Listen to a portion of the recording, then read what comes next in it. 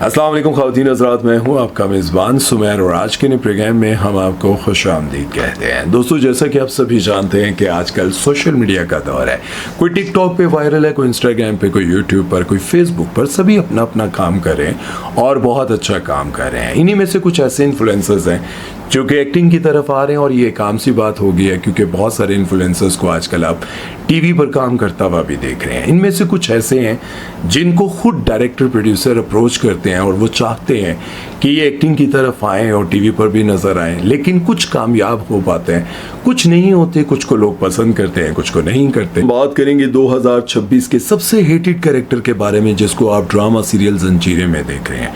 एक ऐसी नौकरानी जो मालिकन की नाक के नीचे मालिक के साथ अफेयर भी चलाती है और मालिक के साथ रात को अपनी ठरक भी पूरी करती है, लेकिन सारा दिन सबके सामने बहुत अच्छी बनती है, लेकिन सबको अपने हाथों जहर भी देती है। अब मालिक के साथ अफेयर चलाने वाली नौकरानी और मालिक के ऑर्डर पर सबको जहर देने वाली एक्ट्रेस को असल में लोगों का हेट मिलने लग गया और लोग ये कहने पर मजबूर हो गए हैं कि इनकी एक्टिंग को देखकर हमें लगता है कि ये असल में भी ऐसी है, क्योंकि उन्होंने एक्टिंग इतनी अच्छी की है।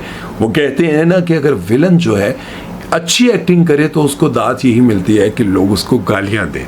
तो इसका मतलब है कि अनाया, इनका असल नाम अनाया है और इन्होंने क्या कमाल एक्टिंग की है। इनके ज्यादातर सीन्स सज्जल अली के साथ थे और लोगों को सज्जल अली के साथ इनके सीन्स बहुत पसंद आए क्योंकि उन सीन्स में देखकर ऐसे लग रहा था कि जैसे कोई स्टार प्लस का सीन चल रहा है और ऐसी कमाल की एक्टिंग, डायलॉग्स सभी बहुत पसंद किए गए। लेकिन इसके साथ साथ अनाया ने यह भी बताया कि सज्जल अली के साथ काम करके मुझे बहुत अच्छा लगा। ये जो तुम बीजान की बीमारी का फायदा उठा के उनके करीब होने की कोशिश कर रही हो ना, निकलो अब हमारे किचन से। मैंने कहा निकलो यहाँ से।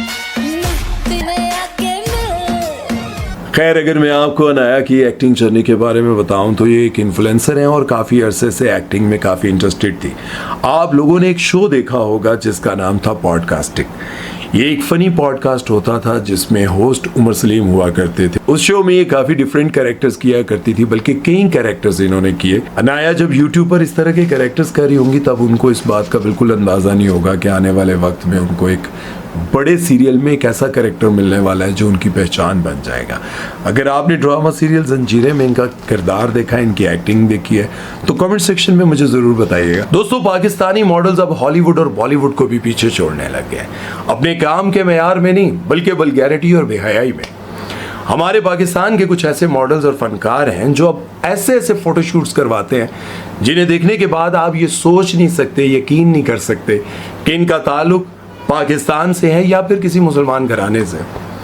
यकीनन उनके घर वालों ने उनकी तरबियत बहुत अच्छी की होगी, उन्होंने अपने बच्चों को समझाया होगा, लेकिन बड़े होने के बाद पैसे और शोहरत की दौड़ में, नाम कमाने की दौड़ में वो ये सब भूल गए कि जो हम फोटोशूट्स करवा रहे हैं फैशन डिज़ाइनर के तौर पर कि भाई हमारा जो कपड़ा है, हमारा जो डिज़ाइन है वो पूरी दुनिया देखेगी, उसमें कपड़े हैं ही नहीं।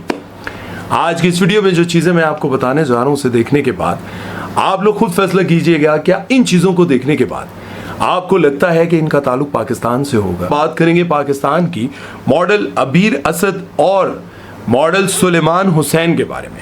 ये पाकिस्तान के फैशन मॉडल्स हैं।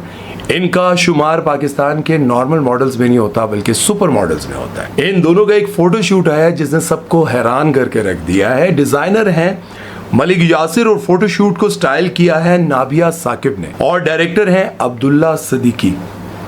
नाम बहुत प्यारा लेकिन काम हैरान कुन। इस फोटोशूट की एक झलक देखते ही आपके दिमाग में बॉलीवुड की किस फिल्म का नाम आता है जिसके पोस्टर बिल्कुल सेम थे। चलें थोड़ी देर में आपको देता हूं, लेकिन आगे चलकर मैं आपको बताऊंगा। खैर, अगर बात करें पाकिस्तान की फीमेल सुपर मॉडल अबीर असद की तो इन्होंने हमेशा से ही बोल्ड ड्रेसिंग की है और अभी पिछले साल इन्होंने अपने कैरियर के पीक पर लव मैरिज की थी पाकिस्तान के एक बहुत बड़े मॉडल सुबान उमैस के साथ। अब आप अंदाज़ा लगाएं कि जिससे आप अपने कैरियर के पीक पर लव मैरिज करते हैं तो इसका मतलब ये है कि आप उससे बेइंतहा मोहब्बत करते हैं, लेकिन उसके बावजूद ये शादी चंद माह भी ना चल सकी। जब आप किसी इतने बड़े मॉडल से शादी करते हैं, बड़े चर्चे होते हैं, बड़ी कामयाबियां आपको मिलती हैं, लोग बड़ा पसंद कर रहे होते हैं, लेकिन क्या वजह थी कि वो शादी चंद माह भी ना चल सकी। दोनों ने खामोशी इख्तियार की इस तलाक के बारे में या एक दूसरे के बारे में उन्होंने कोई वजह नहीं बताई, अपने काम पे लग गए। लोग हैरान उस वक्त हुए जब ये डाइवोर्स की फौरन बाद उम्रे पर चली गई, और उम्रे पर जाने के बाद इन्होंने लिखा कि मैं सारी जिंदगी यहाँ आने के लिए रोती रही, तरसती रही, और फाइनली आज यहाँ पहुँच गई हूँ। और यहाँ आने के बाद मुझे एहसास हुआ कि अल्लाह की मोहब्बत को अल्फाज में बयान नहीं किया जा सकता। लोगों को लगा कि नाकाम मोहब्बत के बाद इनको अल्लाह के साथ कुर्बत महसूस हुई और अल्लाह से मोहब्बत हो गई, और अब शायद ये सारे काम छोड़ देंगे। क्योंकि जाहिर है जब आप टूटते हैं, आपको तकलीफ़ होती है, और फिर आप उसी वक्त उम्रे पर चले जाते हैं, तो आपको महसूस होता है कि यार जो कुछ मैंने किया वो शायद ज़िंदगी में गलत था, जो मैं करता रहा या करती रही वो सब गलत था। और वहाँ जाकर जब आप ऐसा बयान देते हैं तो लोग बहुत खुश हुए, लेकिन जब उनका बाद में इस तरह का फ़ोटोशूट सामने आया तो लोग बहुत हैरान इसलिए हुए कि हम तो समझे थे कि शायद नाकाम मोहब्बत ने इनको इश्क़ हकीकी में जाके मुब्तला कर दिया। अबीर असद का ये फ़ोटोशूट देखने के बाद लोगों को यूँ लगा कि ये जो एक्टर होते हैं, ये जो मॉडल्स होते हैं, ये जब उम्रे या हज पर जाते हैं तो इनकी बातों को इतना संजीदा नहीं लेना चाहिए, क्योंकि वापस आते ही ये उसी काम में लग जाते हैं जिसको हम ये समझ रहे होते हैं कि आप इन्होंने तौबा कर ली। खैर ऐसा नहीं है, बहुत सारे हमारे ऐसे फ़नकार हैं, ऐसी फ़नकारा हैं जो उम्रे पर गई और वापस आने के बाद उन्होंने शोबिज़ इंडस्ट्री को छोड़ दिया। मैंने शुरू में कहा था कि अबीर असद और सुलेमान हुसैन के इस फ़ोटोशूट को देखकर आपके दिमाग में बॉलीवुड की कौन सी फिल्म के पोस्टर आते हैं, तो नाम है उसका रामलीला। रामलीला के फ़ोटोशूट से इंस्पिरेशन लेकर इन्होंने ये सारा फ़ोटोशूट किया है। उन सारे पोस्टर्स को देखें और इनको देखें तो आपको बिल्कुल सेम लगेंगे। समझ नहीं आती कि हमारे लोग किस तरफ जा रहे हैं। बात में ये करना चाह रहा था कि हमारे बहुत सारे फ़नकार हैं जो उम्रे पर जाते हैं, हज पर जाते हैं, दीन की बातें करते हैं, और बहुत बार ये कहते हैं कि हम अल्लाह के बड़े करीब हैं, हम नमाज़ पढ़ते हैं, अल्लाह के आगे रोते हैं। तो ये जो वीडियो है ये तनकीद के लिए नहीं है, ये वीडियो इसलिए है कि शायद कुछ बातें इनके दिल को लग जाए कि इस ज़िंदगी में मैं भी चाहता हूँ कि मेरे पास बहुत बड़ा घर हो, अच्छी गाड़ी हो, मेरे बच्चे अच्छे स्कूलों में पढ़ें, मैं भी दुनिया घूमूं, देखूं, फिरूं, अच्छे कपड़े पहनूं, लेकिन ऐसा कुछ करके नहीं जिसके बाद मुझे अंदर किसी कोने में ये मलाल रहे कि मैंने कुछ गलत किया। ये वीडियो बनाने का मकसद ये है कि हम अपने इन्हीं दोस्तों को ये बात समझा सकें कि यार तरक्की करनी चाहिए, इंसान को कामयाबियां समेटनी चाहिए, पैसे कमाने चाहिए, बड़ी गाड़ियां खरीदनी चाहिए, लेकिन किसी ऐसे रास्ते पर चलकर जहां उनको मलाल ना हो, तकलीफ ना हो, अल्लाह और उसके रसूल के सामने जाते हुए शर्मिंदगी ना हो। दोस्तों कहते हैं कि फ़नकार हसास होते हैं, इनको छोटी छोटी बातें, छोटे छोटे मोशन, दुख सुख सब बहुत ज़्यादा फील होता है। और बहुत सारे फ़नकार अपनी ज़िंदगी में ऐसी ऐसी बातें करते हैं कि फ़नकार जो है वो बहुत दिल का साफ़ होता है, लेकिन जब इनकी रियल लाइफ की तरफ जाते हैं तो लगता है ये बहुत चालाक होते हैं। ये ज़िंदगी के फैसले बड़े सोच समझ के करते हैं। फ़नकारा ये सोचती है कि मैं ऐसे मर्द से शादी करूं जिसके पास बहुत ज़्यादा पैसा हो, और फ़नकार ये समझता है कि मैं ऐसी औरत से शादी करूं जिस पर पैसा कम से कम खर्च करना पड़े। और कुछ ऐसे मर्द भी हैं जो ये सोच कर करते हैं कि मैं हसास तो हूँ, बड़ा नाजुक भी हूँ दुनिया की नज़र में, लेकिन शादी एक ऐसी एक्ट्रेस से करना चाहता हूँ जिसकी वजह से उसका बैंक बैलेंस भी अच्छा हो जाए और कैरियर भी अच्छा हो जाए। लेकिन कुछ फ़नकार हैं जो सारी ज़िंदगी इन्हीं एक्ट्रेसेस के साथ गुजारते हैं, लेकिन इनके साथ शादी नहीं करना चाहते। वो ये समझते हैं कि मेरी ज़िंदगी की जितनी जमा पूंजी है वो ये सारी की सारी खाकर भी खुश नहीं होंगे। इसी तरह पाकिस्तान के बहुत बड़े फ़नकार जिनका नाम है मिकाल जुल्फ़िकार, आप सब इनको बहुत अच्छी तरह जानते होंगे। इनकी शादी हुई थी एक बहुत अच्छी मॉडल के साथ, खूबसूरत थी इनकी वाइफ, लेकिन डाइवोर्स हो गई, बच्चियां जवान हो गई। लेकिन अब आकर इनसे पूछा गया कि आप दोबारा शादी करना चाहें तो किससे करेंगे।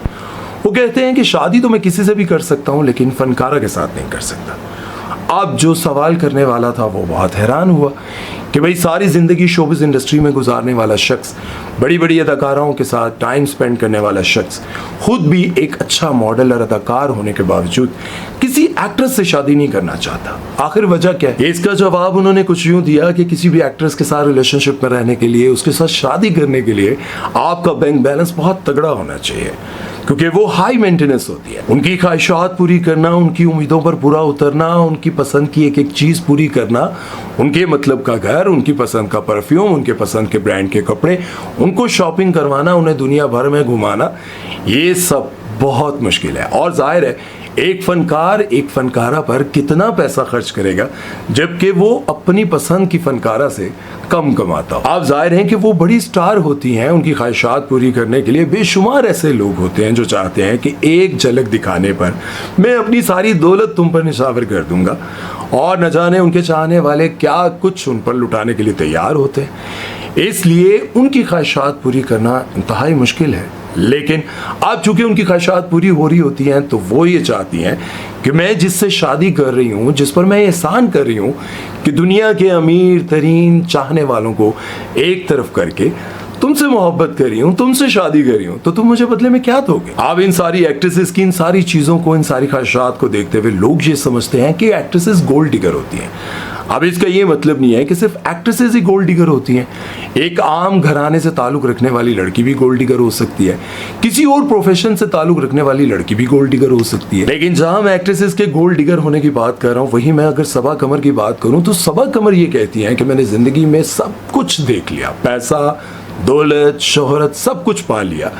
आप मुझे कोई इस चीज़ से इम्प्रेस नहीं कर सकता कि ये महंगा परफ्यूम आपके लिए लेकर आया हूँ, ये महंगा तोहफा आपके लिए लेकर आया हूँ। आप मुझे खुश करने के लिए छोटी छोटी चीज़ें, मेरी ख्वाहिशात को समझने वाला, मेरी पसंद को समझने वाला, कि मुझे चाय कहाँ की पसंद है, कैसी पसंद है, मुझे कॉफ़ी कैसी अच्छी लगती है, मुझे कौन सा रंग मेरे पर सूट करता है, वो मेरी तारीफ करे, मेरी छोटी छोटी फीलिंग्स को समझे।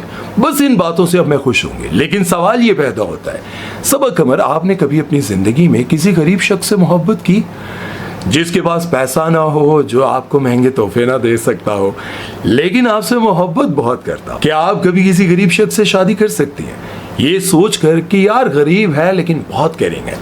नहीं कर सकती आप, क्योंकि आज तक कभी किसी एक्ट्रेस ने किसी गरीब शख्स से शादी नहीं की। आप इसकी मिसाल मैं आपको कुछ यूं देता हूं कि बॉलीवुड की एक बहुत बड़ी एक्ट्रेस अपने कैरियर के पीक पर शोबिज़ इंडस्ट्री को छोड़ा, अल्लाह की राह पर आई, बहुत अच्छी बात है, लेकिन शादी उन्होंने किसी गरीब शख्स से नहीं की, बल्कि इंडिया के बहुत बड़े हीरो के ताजर से की। शादी करने को वो भी किसी गरीब से कर सकती थी, लेकिन नहीं की। और अगर बात की जाए पाकिस्तानी एक्ट्रेस सारा खान के बारे में, तो वो भी हमेशा ये बताती रहती है कि फलक शब्बीर मुझसे बहुत मोहब्बत करता है, और अपनी मोहब्बत का इजहार कुछ यूँ करते हैं, कभी मुझे फार्म हाउस गिफ्ट करते हैं, कभी 10 मरले का घर गिफ्ट करते हैं, कभी मुझे पूरी दुनिया घुमाने ले जाते हैं, कभी मुझे डायमंड का सेट देते हैं, और रोज़ाना अपने लॉन से फूल तोड़कर तो वो मुझे देते ही रहते हैं। और सारा खान हमेशा ये सोशल मीडिया पर लगाती रहती हैं, और इसके साथ साथ वो ये भी बताती रहती हैं कि हमारे घर में काम करने वाले 6 मुलाजिम हैं, क्योंकि मैं काम जरा भी नहीं कर सकती। दोस्तों, ये मिसाल तो आप लोगों ने सुनी होगी कि कमा चला हंस की चाल और अपनी भी भूल गया।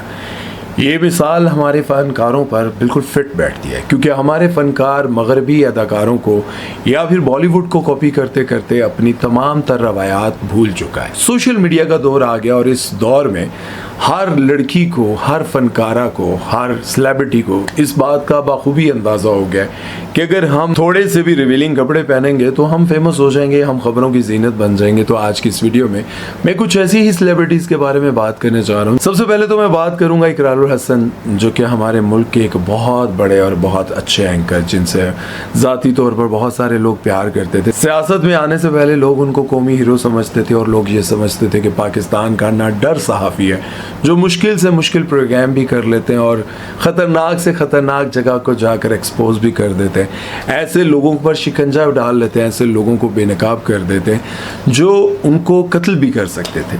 खैर, जब वो सियासत में आए तो बहुत सारी कंट्रोवर्सीज बनी, लोग उनसे थोड़ी नफरत भी करने लगे, लेकिन अब लोगों ने टारगेट करना शुरू किया उनकी तीसरी बीवी अरूसा को, जो कि एक इन्फ्लुएंसर भी हैं। शोबिज़ इंडस्ट्री से तो खैर उनका ताल्लुक़ नहीं है, लेकिन टिकटॉक, यूट्यूब, इंस्टा, हर जगह पर वो बहुत ज़्यादा एक्टिव हैं। उनके कपड़ों को देखकर लोगों को बहुत बुरा लगने लगा, और लोग बहुत बुरे बुरे कमेंट्स भी करने लगे। इनकी जो 2 पहले बीवियां हैं वो बहुत ही डिसेंट, सोबर थी, उन्होंने बहुत अच्छा लिबास पहना, और आज तक किसी ने उन पर कभी तनकीद नहीं की। और ये ज़रूर कहा है कि पहली बीवी वो भी डिसेंट, सोबर, दूसरी वो उनसे भी ज़्यादा डिसेंट और सोबर थी, अच्छा लिबास पहनती थी। लेकिन अब जब तीसरी शादी उन्होंने की, उनकी तस्वीरें वीडियोस देखकर लोगों को बहुत गुस्सा आने लगा कि इकरार भाई जो कि हमेशा बेहयाई और इन चीज़ों के खिलाफ बात करते रहे, आवाज़ उठाते रहे, लेकिन अब अपनी तीसरी शादी के बाद वो बिल्कुल खामोश हैं क्योंकि उनकी बीवी इस तरह के कपड़े पहनती हैं और बहुत सारी जगहों पर ऐसा लिबास देखने के बाद लोग उन पर तनकीद करते हैं। तो मैंने कमेंट्स जाकर पढ़े तो मुझे लगा कि यार इस पर बात करना इसलिए बनता है कि ज़ाती तौर पर तो हम ये समझते हैं कि उनकी बीवी किसी भी तरह के कपड़े पहने हमें कोई लेना देना नहीं, लेकिन जब आप पब्लिकली आकर इस तरह का कंटेंट बनाती हैं, इस तरह का लिबास पहनती हैं और इस तरह के कमेंट्स पढ़ने के बावजूद आप मुसलसल इस तरह का लिबास पहनकर बेधड़क होकर ये सब कुछ कर रही होती हैं, तो फिर लोग आपको नहीं देखते। क्योंकि रूसा को तो कोई नहीं जानता था, उनको इसलिए कोई नहीं जानता था कि ना तो वो फेमस थी, ना वो कोई बहुत मशहूर एक्ट्रेस, मॉडल, ना इन्फ्लुएंसर, कुछ भी नहीं थी। वो तो मशहूर हुई इकरार उल हसन की वजह से। अब लोग क्या करते हैं कि इकरार भाई के पिछले कुछ अरसे से जो कंटेंट थे, जिस तरह से वो टारगेट कर रहे थे एक शख्सियत को, उस वजह से लोगों ने फिर उनको भी टारगेट करना शुरू किया और उनकी वाइफ को भी टारगेट करना शुरू किया। खैर ये बात तो आ गई ना कि बड़ी बड़ी सेलिब्रिटीज़ को किस तरह से टारगेट किया जाता है, लेकिन यहाँ आप अगर देखें तो अरूसा जिस तरह के कपड़े पहनती हैं वो सी थ्रू कपड़े होते हैं और लोग ये लिखते हैं कि चले एक दफ़ा गलती होती है, 2 बार होती है, बार बार ऐसा करना और इसी तरह का शूट करना और बाकायदा तौर पर उनको वीडियोस को बनाकर अपलोड करना। देखिए हम लोग जो शोबिज़ इंडस्ट्री से रिलेटेड है, हमें बहुत अच्छे से अंदाज़ा होता है कहाँ से लाइट पड़ेगी, कहाँ से हमारी बॉडी नज़र आ सकती है, कहाँ हमें खड़ा होना चाहिए। देखिए एक तरफ फराह भाभी खड़ी हैं, एक तरफ अरूसा भाभी खड़ी हैं, दोनों में कितना फ़र्क है, ज़मीन आसमान का फ़र्क है। और लोग ये लिखते हैं जब कि एक दफ़ा गलती होगी, 2 बार होगी, लेकिन अगर आप मुसलसल ऐसे ही कपड़े और इसी तरह का शूट करके वीडियोस लगाती है तो इसका मतलब ये है कि आप जानबूझ कर करती हैं ताकि आप पर बात होती रहे। एक पर बहुत ज़्यादा तनकीद की जा रही है और एक की बहुत ज़्यादा तारीफ़ की जा रही है। अब क्यों तारीफ़ और क्यों जो है तनकीद की जा रही है, दोनों चीज़ें आपको बताता हूँ, लेकिन थोड़ा सा आपको एक बात पहले समझानी है। आप सब ने देखे होंगे जब पाकिस्तान में मैचेस होते हैं तो बाहर से आने वाली बहुत सारी ऐसी कमेंटेटर, बहुत सारी ऐसी सेलिब्रिटीज़ जो फीमेल होती हैं, वो पाकिस्तान में आते ही शलवार कमीज़ पहनती हैं और हमारी जितनी भी रिपोर्टर्स होती हैं जो कमेंट्री कर रही होती हैं या फिर मैच के हवाले से वहाँ पर कोई भी जॉब कर रही होती हैं, वो जितनी भी हमारी जो फीमेल रिपोर्टर, जितनी भी लड़कियां होती हैं, उन्होंने pant shirt, T shirt, pant coat, ये सब कुछ पहना होता है। लेकिन पाकिस्तान में आई हुई जितनी भी बाहर से जो खूबसूरत तरीन मॉडल्स, लड़कियां जो भी होती हैं, उन सब ने जो है वो शलवार कमीज़ पहने होते हैं और बहुत अच्छी लग रही होती हैं, बहुत ज़बरदस्त लग रही होती हैं।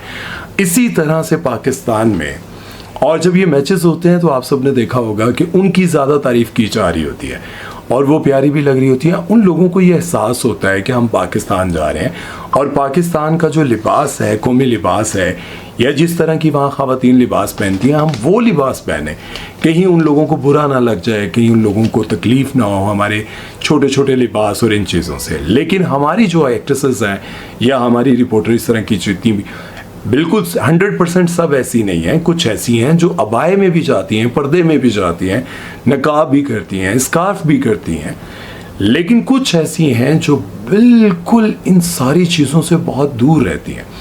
अच्छा, इसी तरह हमारी एक्ट्रेसेस भी हैं, वो क्या करती हैं जी, जब कोई बड़ा ब्रांड आता है तो बड़े ब्रांड, अब जाहिर है कोई बड़ा ब्रांड पाकिस्तान में आ रहा है तो वो ऐसे लिबास तो नहीं बनाएंगे ना जिस तरह से वो बाहर लड़कियां पहनती हैं।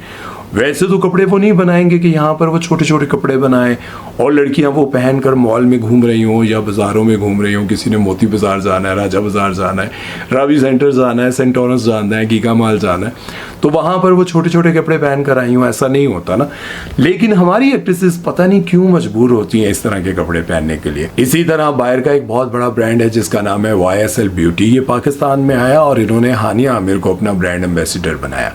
ये लाहौर में डॉल्मेन मॉल में इनको बुलाया गया, हानिया आमिर को, और हानिया आमिर वहाँ पर आई एक अजीब सा लिबास पहनकर। कुछ लोगों ने इनको देखकर लिखा कि can doll 2, can doll copy फला। कैन डॉल एक तो असल कैन डॉल है, एक हमारे पाकिस्तानी कैन डॉल है, क्या नाम है, ज़फ़र कुछ करके नाम है, अदनान ज़फ़र, उनको कॉपी किया जा रहा है, उनके साथ मिलाया जा रहा है। अच्छा, हानिया आमिर का लिबास अगर देखा जाए तो उस पर बहुत ज़्यादा तनकीद की जा रही है कि हानिया आमिर जो कि एक समझदार फैशन को समझने वाली, सारी चीज़ें, हर बात समझने वाली, वो डॉल्मेन मॉल में आ रही हैं और एक अजीब सा लिबास पहन कर आ रही हैं, कार्टून बनी हुई हैं। अच्छा, ये मेरी बातें नहीं है, ये मैं नहीं कह रहा हूँ, ये हानिया आमिर खुद भी जानती हैं कि इस लिबास के बाद उन पर बहुत ज़्यादा तनकीद की गई है। क्यों की गई है? सबसे पहले जो उन्होंने नीचे टाइट्स पहनी हुई हैं उस पर तनकीद की गई है। उसके बाद जो उनका लिबास है, उन्होंने कहा एक तो चलें ठीक है कि आप अवार्ड शो में इस तरह की हरकतें करती आई हैं, ठीक है, लेकिन अब आप जो हैं वो मॉल्स में आकर इस तरह की हरकतें कर रही हैं, अजीब व गरीब लिबास पहन रही हैं, अजीब व गरीब फैशन निकाल रही हैं। वो इसलिए निकाल रही हैं कि क्योंकि ज़ाहिर है बहुत सारी लड़कियां हानिया आमिर को फॉलो करती हैं और शदीद तनकीद की गई। हानिया आमिर इस तनकीद को ज़ाहिर है खुद भी देख रही होंगी, सुन भी रही होंगी, लेकिन उनको फ़र्क इसलिए नहीं पड़ता क्योंकि रोज़ की बात है, रोज़ाना वो कुछ ना कुछ ऐसा करती हैं और वो खुद भी चाहती हैं कि कहीं ना कहीं उन पर बात होती रहे।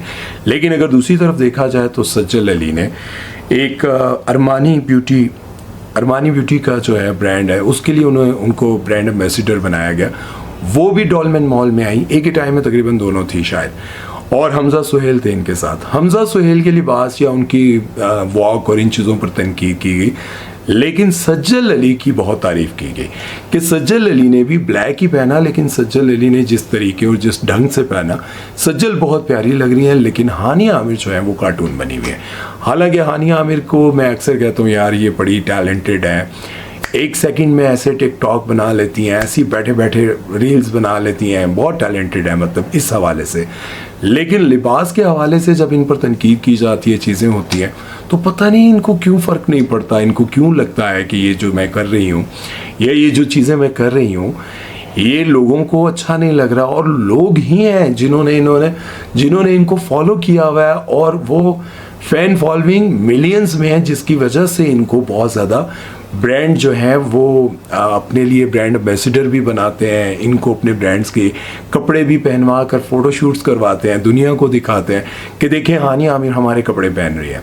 लेकिन वही हानिया आमिर जब ऐसा लिबास पहनेगी और वो जो लोग इनको फॉलो करते हैं उनको बुरा तो लगेगा ना यार।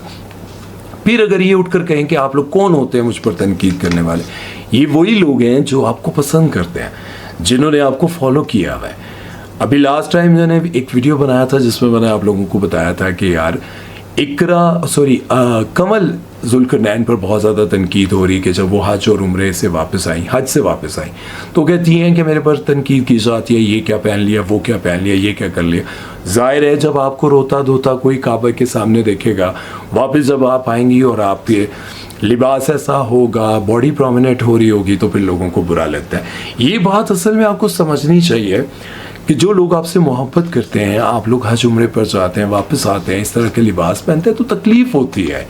और कोई उनका ज़ाती आपसे ना कोई रिश्ता होता है, ना कोई ताल्लुक़ होता है, ना उनका कोई आपसे मोहब्बत होती है, बस फ़ैन फॉलोइंग है, आपको रोज़ देखते हैं, आपकी वीडियोस देखते हैं, फिर अचानक कोई ऐसी चीज़ आती है तो फिर कहते हैं कि यार आज मेरा हक बनता है कि मैं इनको कुछ ऐसा कहूँ जो कि इनको भी बुरा लगे। खैर, इस बारे में अब आप लोगों की क्या राय है कमेंट सेक्शन में मुझे ज़रूर बताइएगा, क्योंकि मैंने आपको बड़ी डिटेल के साथ बात समझाई है। मैच, ग्राउंड, कमेंटेटर, बाहर से आई हुई लड़कियां, पाकिस्तान। अभी आप गरीदा फ़ारूकी का आपको याद होगा, गरीदा फ़ारूकी भी ईरान और अमेरिका के मुज़ाकरात चल रहे थे, तो गरीदा फ़ारूकी ऐसा लिबास पहन कर आई थी, तो वो तस्वीरें, वो बातें, वो चीज़ें कितने दिनों तक डिस्कस होती रही। और वो ईरान से आई हुई, बाहर से आई हुई जितनी ख़वातीन थी, उन लोगों ने वहाँ पे रिपोर्टिंग की और उनका लिबास दिखाया जा रहा था तो वो अबाए में थी। बाकी भी जितनी भी बाहर से आई हुई थी तो उन्होंने ऐसा लिबास पहना हुआ था जिसमें उनकी बॉडी जो है वो प्रोमिनेंट नहीं हो रही थी, मतलब बुरा नहीं लग रहा था, उन्होंने अपने आप को कवर किया हुआ था। लेकिन गरीदा फ़ारूकी का लिबास देखकर तो फिर बहुत ज़्यादा तनकीद हुई थी। हालांकि बनता नहीं था उस तरह की पर्सनली उस जगह, ऐसी जगह से तस्वीर बनाना कि वो गलत था, जिसने भी वो तस्वीर बनाई वो किया वो गलत था। लेकिन बात यह है कि वो दिखाना चाह रहे थे कि एक तरफ ईरान से आए हुए लोग हैं, एक तरफ अमेरिका से आए हुए लोग हैं, एक तरफ पाकिस्तानी इस्लामी जमहूरिया पाकिस्तान की रिपोर्टर है। तो ये सारी चीज़ें दिखाई गई थी, जिससे देखने के बाद फिर जो है सोशल मीडिया पर एक अलग से बहस छिड़ गई थी। तो ये सारी तफसील मैंने आपको बताई। अब आप मुझे बताएं कि हानिया ने जिस तरह का लिबास पहना हुआ है, क्या ऐसा लिबास पहनकर आप किसी भी जगह जाएंगी?